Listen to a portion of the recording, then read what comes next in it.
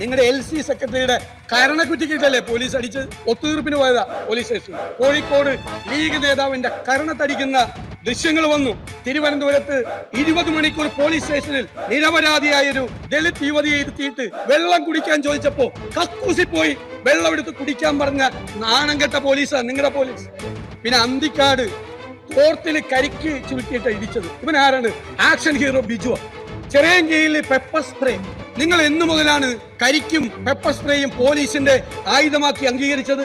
കൊടുങ്ങല്ലൂരിൽ അയാൾ കരഞ്ഞു പറഞ്ഞു, ഞാൻ ക്യാൻസർ പേഷ്യന്റ് ആണ്, നിങ്ങളെ സംശയത്തിന്റെ പേരിലാണ് എന്നെ അറസ്റ്റ് ചെയ്യുന്നത്, CCTV നോക്ക് എന്ന് പറഞ്ഞു. അയാളെ കാലെ ഇരുത്തി കാലിൽ ചൂരൽ പ്രയോഗം നടത്തി. ക്യാൻസർ പേഷ്യന്റ് ആണ് എന്ന് പറഞ്ഞു. ഇവിടെ മുഖ്യമന്ത്രിക്ക് പരാതി അയച്ചാന്ന് ചോദിച്ചു. ഇവിടെ DYFI-കാരനെ സ്റ്റേഷനിലിട്ട് തല്ലിക്കൊന്നിട്ട് നടപടിയെടുക്കാത്ത ഈ മുഖ്യമന്ത്രിയാണോ യൂത്ത് കോൺഗ്രസ് മണ്ഡലം പ്രസിഡന്റിന്റെ പരാതി കൊടുത്താൽ നടപടിയെടുക്കുന്നത്?